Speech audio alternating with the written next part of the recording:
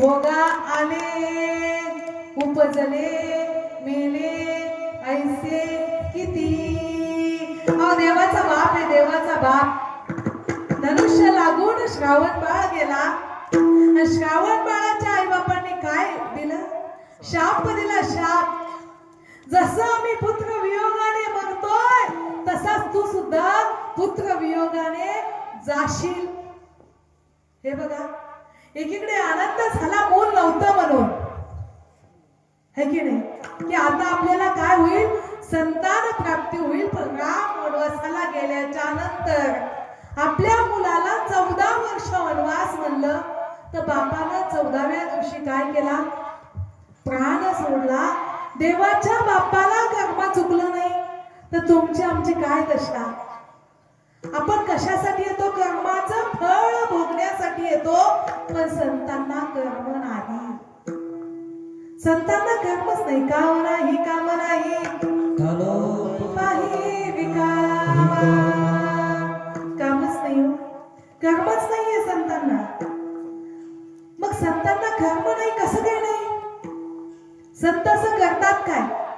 यत् करोषि यदश्नासि यज्जुहोसि ददासि यत् तपस्यसि कौन्तेय तत् कुरुष्व मदर्पणम्. संत केलेलं कर्म भगवंताला अर्पण करतात. वा वा वा. सहज कर्मेती झाली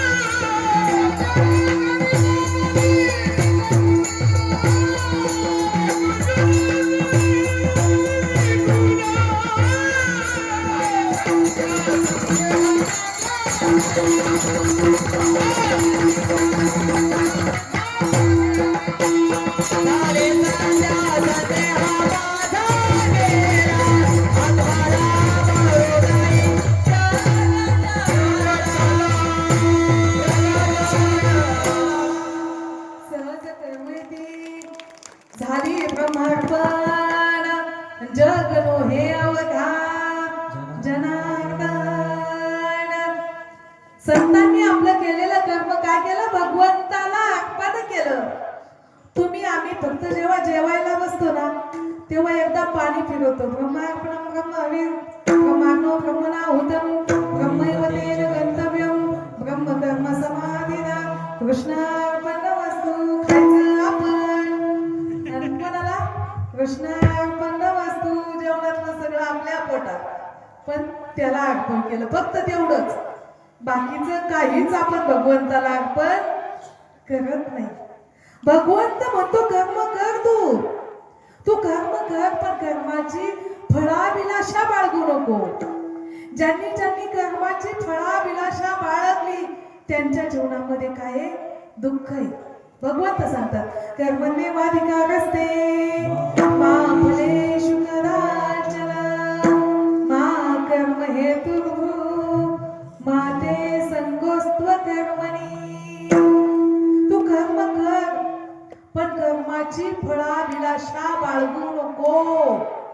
जे काही कर्म करायचंय ते आनंदाने कर, आनंद प्राप्त होईल, पण आनंदासाठी नको. आपल्याला अपेक्षा असते हो, कर्म केलं की त्यातून आपल्याला काहीतरी भेटावंच, ही आपल्याला काय आहे? अपेक्षा आहे, अपेक्षा. एक बिल्डिंग कॉन्ट्रॅक्टर होता आणि त्या कॉन्ट्रॅक्टरकडे काही गवंडी कामाला होते. त्यातला एक गवंडी म्हणला, याच्या हाताखाली माझं काम करता करता आयुष्य गेलं, हा श्रीमंत झालाय, त्याच्या माड्यावर माड्यात गाड्यावर गाड्या, आणि आपण मात्र साधं राहायला घर नाही, जाऊ दे याचं कामच सोडून देतो. दुसऱ्या दिवशी साहेबांची गाठ घेतली, साहेब मला तुमचं काम सोडून द्यायचंय. आणि त्याला काही किती का लेबर, किती का माणसं कामाला भेटतील. ठीक आहे म्हणला, तुला काम सोडून द्यायचंय तर तू सोडून दे, पण फक्त शेवटचं एक घर बांधून दे. ते म्हणला याच्याकडे काम करता करता वैताग आला आणि शेवटचं घर कशाला बांधून मागतो. तरी पण म्हणला आता साहेबाची आज्ञा म्हणल्यानंतर त्यांनी येड्यावाकडे सिमेंट वापरलं, येड्यावाकडे इटा वापरल्या, येड्यावाकडे आगात कच्च्या कशा तरी येड्यावाकड्या भीती बांधल्या आणि ते घर उभं केलं. त्या घराची चावी साहेबासमोर नेऊन टेकवली. साहेब झालं घर बांधून. साहेब म्हणतात इकडे इकडे. अरे तू आयुष्यभर माझ्या घरी काम केलं, माझ्या तिथे कष्ट केलं, तुला साधं राहायला घर नाही, माझ्याकडून तुला हे शेवटचं गिफ्ट.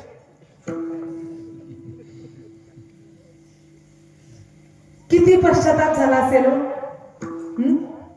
म्हणून भगवंत म्हणतात तू कर्म कर, पण कर्माची फळाभिलाषा बाळगू नको. आयुष्यभर कष्ट करत राहा, पण मला किती मागे शिल्लक राहतंय याचा जन्माला आलो म्हणल्यावर कर्म प्रत्येकाला करणंच आहे, पण ते कर्म भगवंताला अर्पण करत चला. संतांनी कर्म भगवंताला अर्पण केलं, म्हणून संतांना कर्माची बाधा अजिबात नाही. ज्ञानाग्नीचे निमुखे जेणे कर्मे जाणले असे की तो परब्रह्मचे मनुष्य वेखे ओळख तू. ज्ञानाग्नीच्या सामर्थ्याने त्यांनी कर्माचा भाग केला, नवे नवे कर्म भगवंताला अर्पण करून टाकलं. आणि संतांना कर्म नाही, जन्माला येण्याचं दुसरं कारण पाप. पापाची बाधा कुणाला होते? पाप कुणाला आहे? पाप प्रत्येक मनुष्याच्या हातून पाप होत आहे. जो जन्माला आला त्या प्रत्येक व्यक्तीच्या हातून पाप होत आहे. असं तुम्ही वर पोट करा त्याने सांगा की मी आतापर्यंत एकही पाप केलं नाही, एकही. चलता चलता पाय खाली मुंगी भरली तर काय? माणसाचा जन्म जो आला तो पापातून आला. जो जन्माला आला ना तो पापामुळेच आलेला आहे. आणि जे काही कर्म करतोय ते कर्म करताना पाप होणार. जय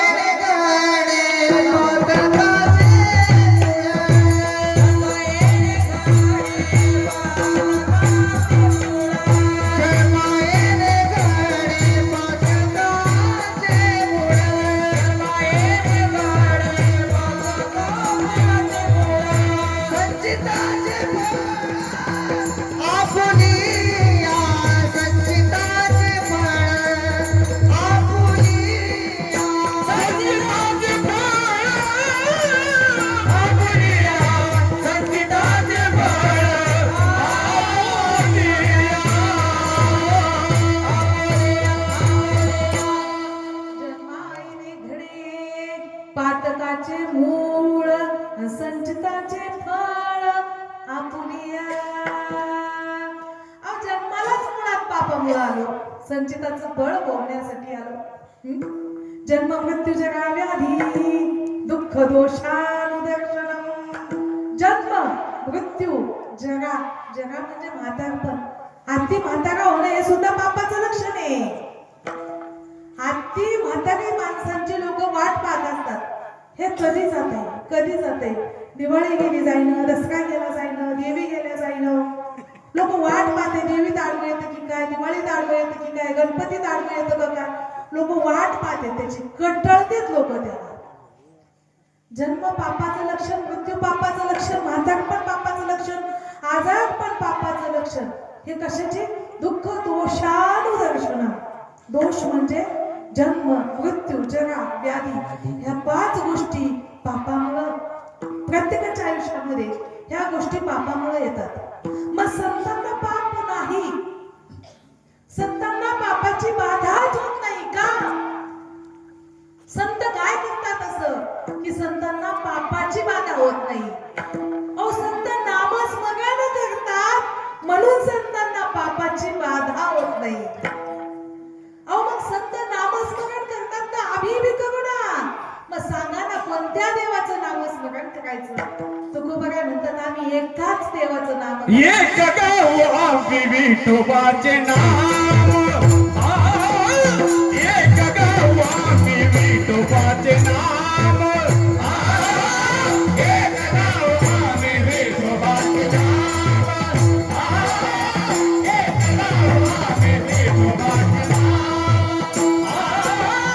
एक गाव आम्ही विठोबाचे नाम, एक गाव आम्ही विठोबाचे नाम.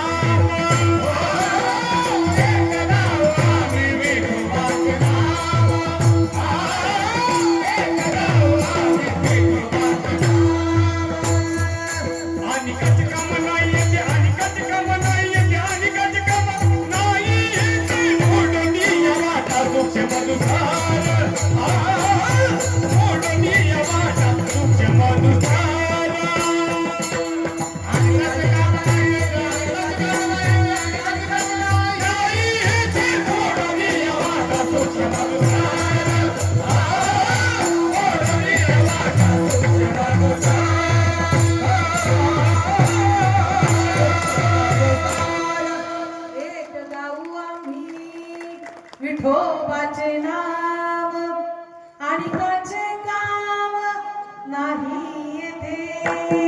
आपला असे सोमवार आला देव बदलला, मंगळवार आला देव बदलला, बुधवार आला देव बदलला. पण तुकोबा काय म्हणतात? आम्ही एकाच देवाचं नाम गातो, त्या विठ्ठलाचं. विठ्ठलाचंच नाम आम्ही का गातो? कारण विठ्ठलाच्या नामानं पापाच्या पर्वतच्या पर्वत काय होता? घेता नाम विठोबाचे पर्वत जळती पापाचे, पर्वत जळती पापाचे, पर्वत जळती पापाचे. घेता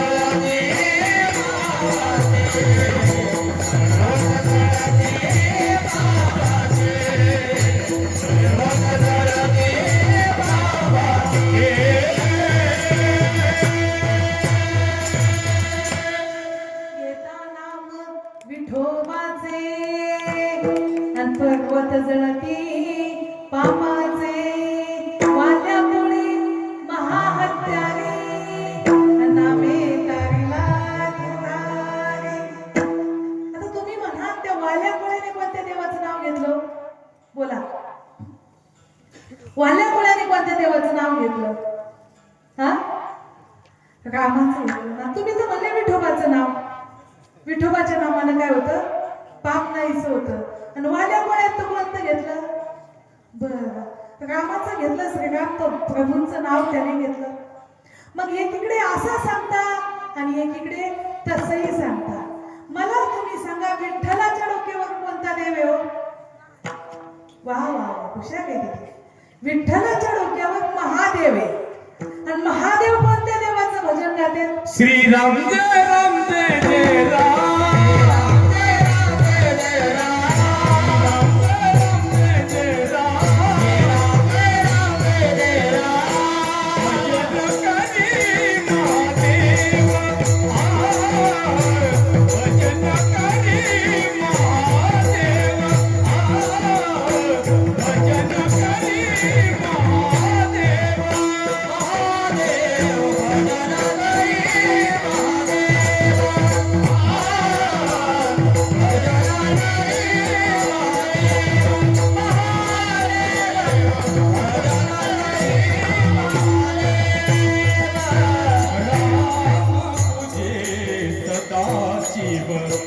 सदाशिव राम पूजे सदाशिव सदाशिव भजन करी महादेव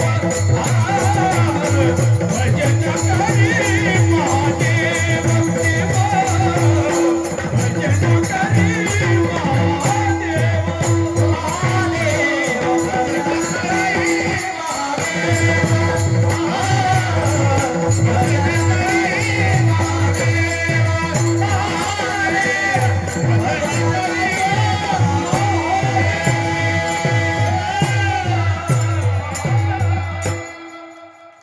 वा, त्या आमच्या सासरबुवांनी गायत्री चाली, बंडुबांची आठवण नक्कीच आली असेल तुम्हाला. मायबापू, हे बघा, तुकोबा काय म्हणतात, विठ्ठलाचं नाम गायचं. पण त्या विठ्ठलाच्या डोक्यावर महादेव आहे. आणि ते महादेव श्रीरामांचं भजन गातात. आणि श्रीराम पुन्हा महादेवाचं भजन गातात. रामपूजी सदाशिव. मग हे देव एकमेकाचं भजन गाते. मग आपण कोणत्या देवाचं गायचं? अहो, हे सगळे देव इथून तिथून एक आहेत. पक्षाचा विचार केला का तुम्ही? कार्यकर्ते असले इथं काही बरेच बसलेले. एखादा म्हणतो मी शिवसेनेचा आहे, एखादा म्हणतो मी भाजपचा आहे. आता मला काय सगळे पक्ष, आपण त्या पक्षातलं नाही. पण ते सगळे पक्ष एका बैठकीत गुवाहाटीला जाते, एका गाडीत फिरत येत आणि इकडे कार्यकर्ते भांडत येत. तसे सगळे देव इथून तिथून एक आहे. आणि हे म्हणतो मी महादेवाचा भक्त, एक म्हणतो मी विठोबाचा भक्त. की देवच इथून तिथून काय एक आहेत. फक्त त्या देवाच्या नामाचा छंद लागावा. माझ्या मनाला गो छंद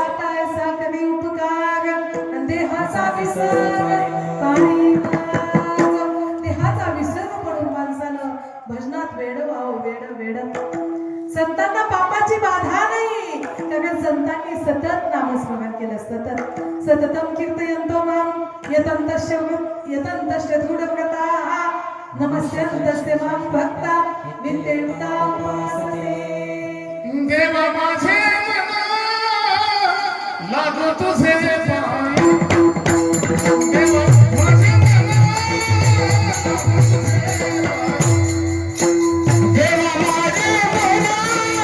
लागो तुझे पाय देवा माझे मन लागो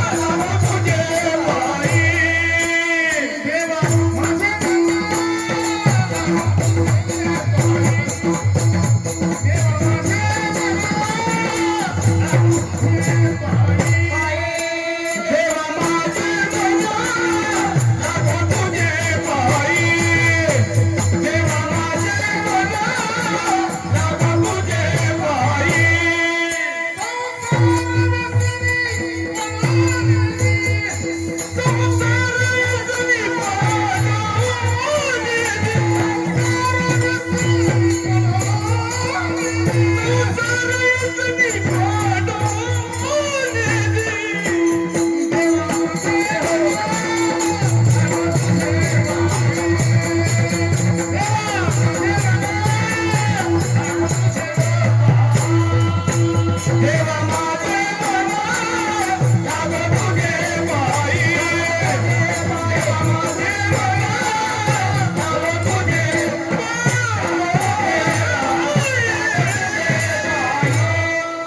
देवा माझे लागो तुझे पायी देवा माझं मन तुझ्या चरणावर टेकवलं जाऊ डोळे तुम्ही घ्यावे सुख पहा विठोबाचे मुख तुम्ही ऐकावे कान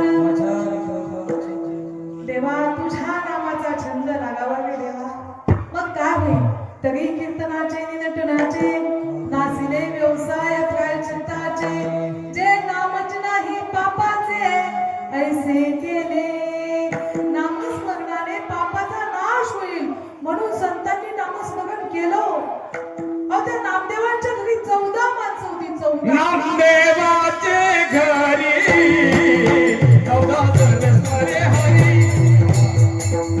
नामदेवाचे घरी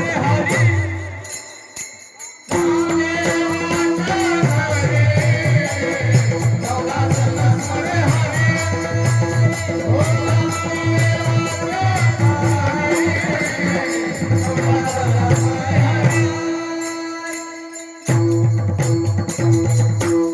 नामदेवाचे घरी 14 जण स्मरे हरी नामदेवाच्या घरी 14 माणसं होती 14 ही माणसं नामस्मरण करत होती 14 माणसं होती 14 आता ही 14 माणसं कोण कोण होती हो?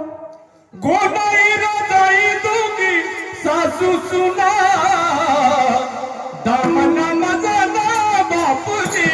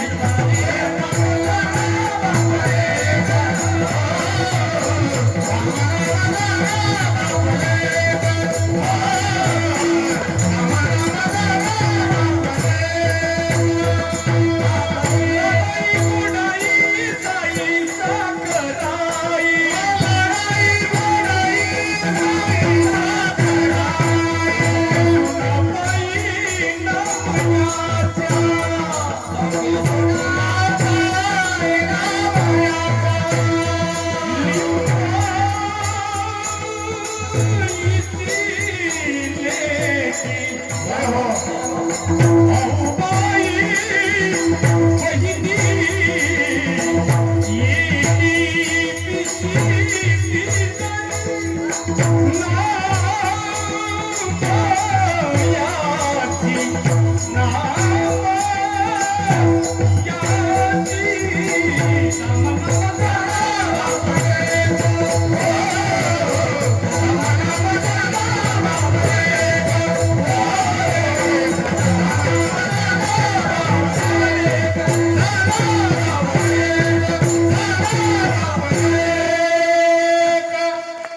बात आहे, क्या. अहो नामदेवांच्या घरी 14 माणसं आणि 14 माणसं सतत नामस्मरण करत होती. संतांच्या घरचं प्रत्येक जण नामस्मरण करत होतं. आपल्या घरचं एक जण आलं सप्ताहाला 7 दिवस तर घरचे माग त्याच्या नावाने काय करते. अहो 2 तास कीर्तनाला यायचं तर बायको येऊ देत नाही.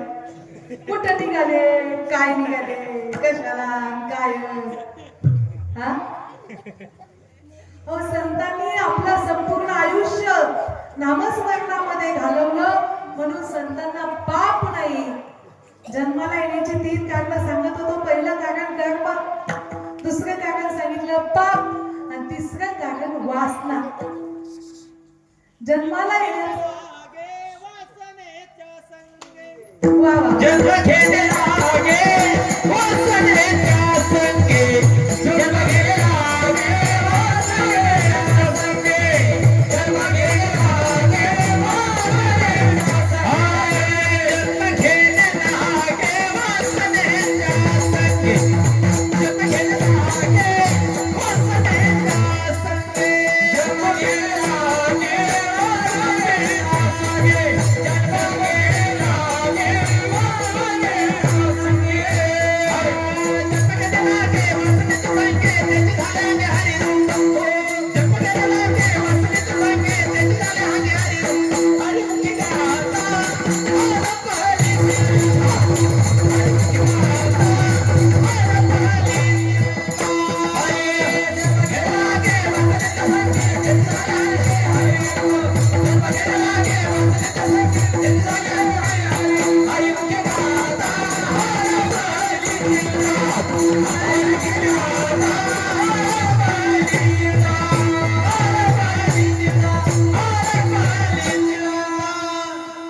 वा.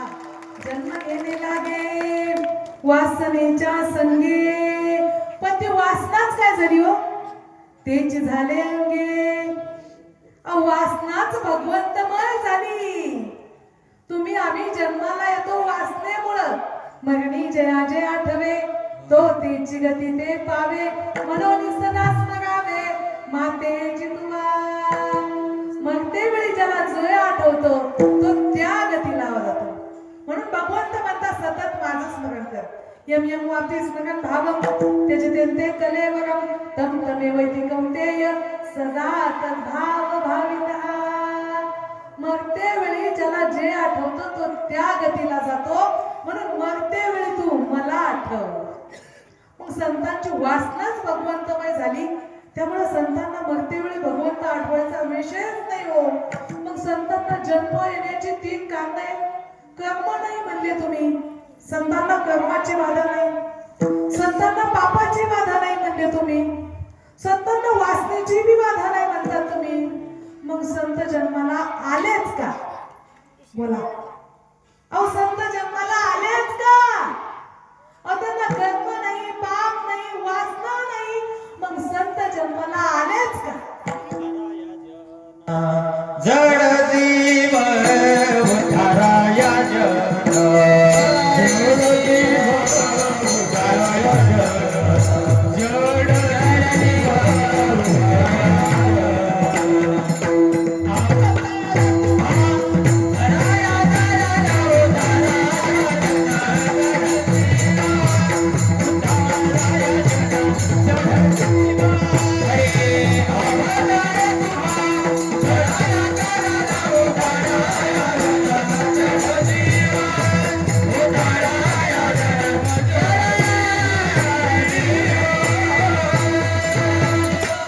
अवतार तुम्हा धराया कारण अनुधराया जन. जड जीव जगाच्या कल्याणात संतांच्या विभूती देह कष्टविधी. मग संत परोपकारासाठी आले. अहो तुमचे संत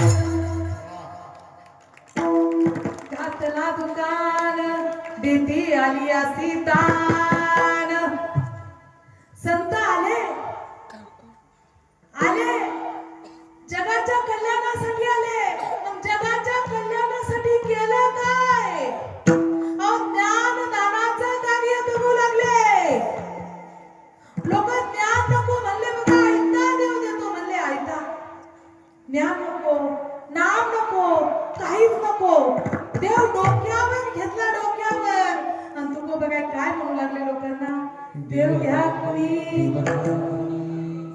देव न लगे देव न लगे अहो फुकट ते तो घ्या पण लोक काय म्हणतात साठवणीचे अहो या इथं देव साठवायला जागाच नाही हो का क्रोध मत मत्सर दंभ काय गच्च झाले हो हे अहो रिकाम जेव्हा होईत नाही तू का म्हणे चित्त काय निर्मळ येऊन या गोपाळ काही तेथे अहो देव बसेल कसं आपल्या अंतःकरणात पण संतांना आपली कीव येत होती कीव लोक देव घेईनात शेवटी तू बघायला दुकान मांडलं दुकान आणि ज्ञानदान करू लागले दान संत आता काय करत आहे दान करत आहे दान एका जनार्दनी मानिले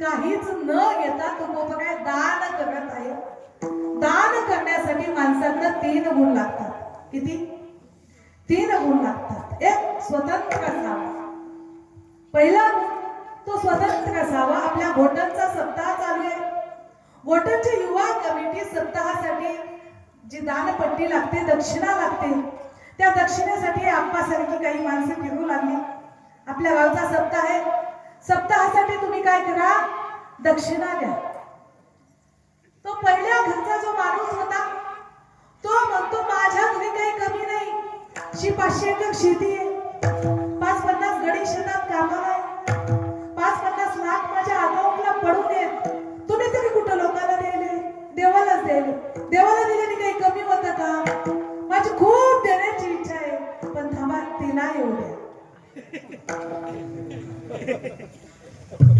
हा कसा आहे हो? हा स्वतंत्र नाही, याच्या हातात काहीच नाही, देण्याची इच्छा आहे पण याच्या हातात जाऊ दे म्हणले. पहिलं गिराईक कसं निघालं, फेल गेलं, जाऊ द्या दुसऱ्या गिराईकाकडे जाऊ. पुन्हा दुसऱ्या घरी गेली, सगळी युवा कमिटी आपली सगळी ग्रामस्थ कमिटी गोट्यांची गेली दुसऱ्या घरी. दुसऱ्या घरचा म्हणला वयाची 65 वर्ष सर्व्हिस केली, 1,00,000 रुपये महिना घेतलाय, माझ्या अकाउंटला 1 कोटी आहे, देवाला दिल्याने काही कमी पडतं का? देवाला एक हाताने दिलं तर अनंत हाताने देव आपल्याला देतो. देवाला दिल्याने काहीही कमी पडत नाही. आणि इकडे मी माझ्या हाताने पट्टी देतो, घ्या माऊली 21 रुपये. किती पट्टी दिली यांनी? आता हा कसा आहे हो? याच्याकडे ऐश्वर्य आहे, हा स्वतंत्रपणे आहे, याला कोणी अडवणारी सुद्धा नाहीये. पण हा कसा आहे? कंजूसराव येते. हे तिसरं घर असं आहे. तिसरा असा आहे ते तुमच्या आमच्या सारखा आहे. तो आळंदीला जातो, पंढरपूरला जातो. पंढरपूरला गेल्यानंतर तिथे ते आंधळे असतात, पांगळे असतात. ते आंधळे पांगळे म्हणतात, अहो 1,000 रुपये द्या. जर तुम्ही आंधळ्या पांगळ्याला 1,000 रुपये दिला तर तुमच्या लेकराला काय लागेल? धर्मासाठी काय करा तुम्ही? 1 पैसा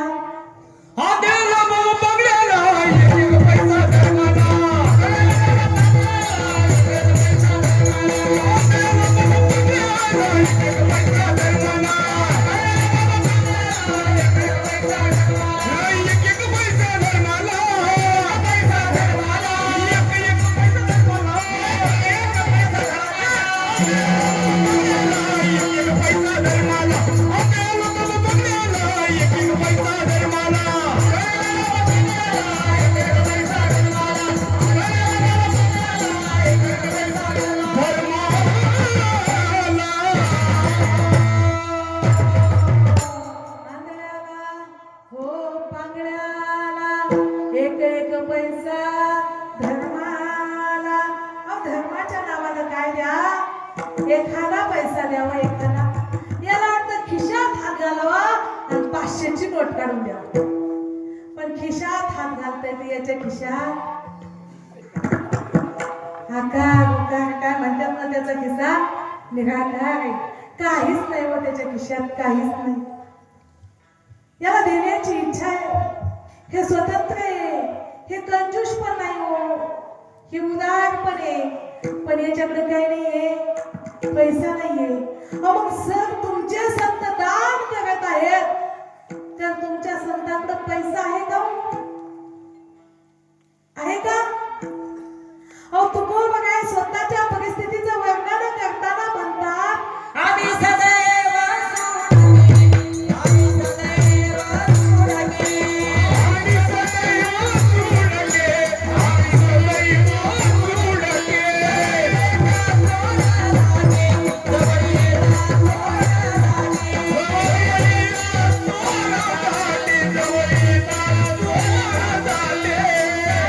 पुढे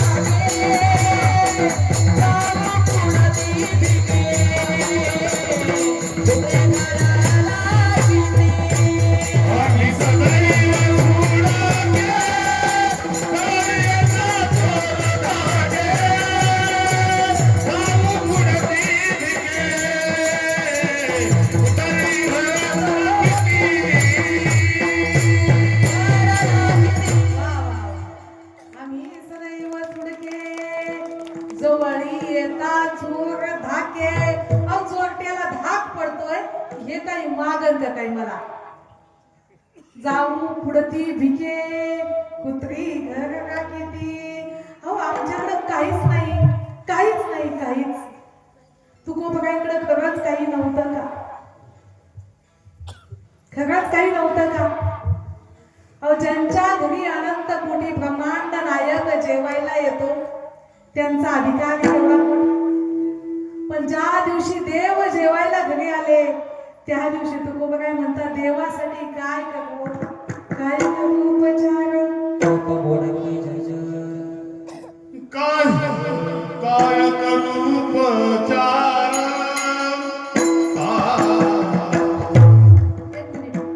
काय करू उपचार.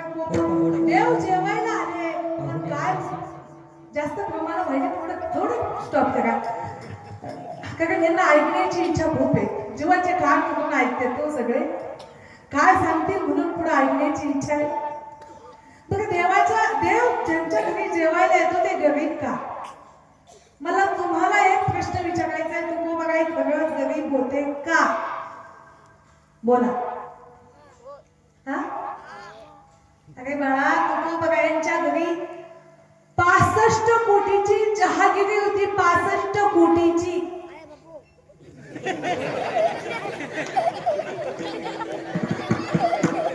65 कोटीची जहागिरी दान दिली. दान किती? 65 कोटीची जहागिरी दान देणारा आताचा कोण एवढं दान शिवले ऐका. 65 कोटीची जहागिरी दान देऊन टाकली. आता दान देण्यासाठी काहीच शिल्लक नाही, काहीच. बघा दान देण्यासाठी ज्या वेळेस काहीच शिल्लक नसतं त्यावेळेस तुकोबाईकडे मग दान देण्यासाठी होतं काय? तुकोबाईकडे ज्ञान होतं. ज्ञान. ज्ञान ही अशी विद्या आहे, न चोरहार्यम न च राजहार्यम न भातृभाजम न च भागकारी. वेकृते वर्धते एव नित्यं विद्याधनं सर्वधनात् प्रधानम्. तुकोबाईकडे शेवटचं धन उरलं होतं ते धन होतं विद्याधन. हे विद्याधन असे, या धनामध्ये भाऊ हिस्सा घेऊ शकतो, घेऊ शकतो. ह्या दादाला 100 बोल येते. उद्या तुमच्या वाटण्या झाल्या, शेताच्या वाटण्या होतील, सगळ्या प्रॉपर्टीच्या वाटण्या होतील, तुमच्या कलेच्या वाटण्या होतील. तुम्हाला प्रत्येकाला 50-50, 150-150 चाली येत असतील. तुम्ही भरपूर चाली म्हणता, हो की नाही? है की नाही? कशी येते सगळे? मस्त येते, है की नाही? ह्यांना भरपूर चाली येते. आता तुमच्या जर उद्या वाटण्या झाल्या शेताच्या, बांधासहित वाटण्या होतील, पण तुमच्या चालीच्या वाटण्या होतील का? होतील. अहो कला आहे, कला. Life is art. जीवन ही एक कला आहे. ती कला प्रत्येकाला अवगत करता आली पाहिजे. जीवन फार अवघड नाही हो, जीवन खूप अवघड नाहीये. ज्याला जीवन स्ट्रगल, लाईफ इज स्ट्रगल, संघर्ष सुद्धा आहे. सुखदुःखाच्या जाळ्यांनी विणलेला रुमाल म्हणजे जीवन आहे. यातला एक धागा बघा, जे विणलेला असतं ना, त्यातला एक धागा निष्ठू द्या, अख्खा रुमाल निष्ठतो. पण त्या धाग्याला योग्य वेळी गाठ दिली तर निष्ठन. मग योग्य वेळी कुठं थांबायचं, कुठं सोडायचं, कुठं किती आवडायचं, कुठं किती ढील सोडायची, कुणासोबत कसं वागायचं, कळलं की जीवनात काही आनंद आहे.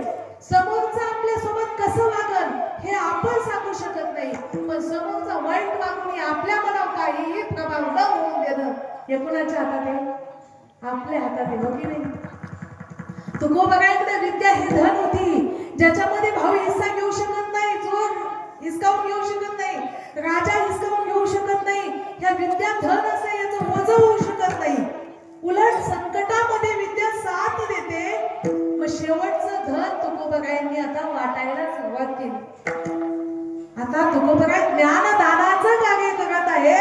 ज्ञानदानाचं तुकोबाईंनी दुकान मांडलेलं आहे. मग हे ज्ञान